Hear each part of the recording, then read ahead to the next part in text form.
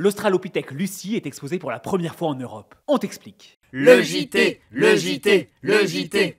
Alors pour commencer, tout simplement, c'est qui cette Lucie? Bon allez, je vous la présente. La voilà. Enfin, c'est ce qu'on imagine, parce qu'à la base, Lucie c'est un squelette que des archéologues ont découvert en Éthiopie en 1974. C'est l'une des premières fois qu'on découvrait un fossile aussi complet venant d'une période aussi lointaine. Parce que Lucie a vécu il y a 3,18 millions d'années. Elle appartenait à un ancêtre lointain de l'homme qu'on appelle Australopithèque. Australopithèque. Ouais.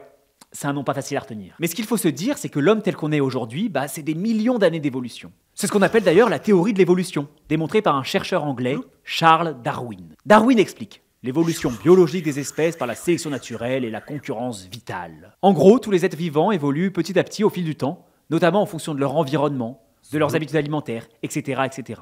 Et ceux qui s'adaptent le mieux à leur environnement survivent et transmettent leurs caractéristiques physiques. Mais est-ce que c'est cette théorie qui dit qu'on descend du singe? Alors oui et non. En gros, il y a plein d'étapes d'évolution. Je vais pas toutes les dire parce qu'il y en a beaucoup, avec des noms très compliqués, mais on va partir d'un ancêtre commun. Un ancêtre qu'on partage donc avec tous les singes. À un moment, il y a eu séparation. Certains singes ont gardé une queue, d'autres non. Nous les humains, on fait partie de ceux qui ont perdu leur queue, et qu'on appelle les hominoïdes. Et donc tous les hominoïdes ont un ancêtre commun, appelé proconsul. Bon, bien sûr, t'es pas obligé de te souvenir de tous les noms. Ce proconsul a continué d'évoluer en se séparant en plusieurs branches qui ont abouti à différentes espèces. Parmi elles, il y a le gibbon, l'orang-outan, le gorille, le chimpanzé et l'homo sapiens.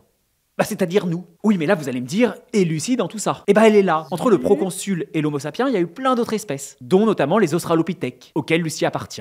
Lucie est donc une étape de l'évolution qui a mené jusqu'à ce que nous sommes aujourd'hui. Mais d'ailleurs, tu sais pourquoi on l'appelait Lucie? Ça vient de la chanson Lucy in the Sky with Diamonds, du groupe anglais les Beatles, que les archéologues écoutaient en boucle lors de leurs recherches. Lucie, cette lointaine cousine de l'homme, a donc quitté pour la deuxième fois seulement de son histoire l'Éthiopie, afin d'être exposée à Prague en République tchèque.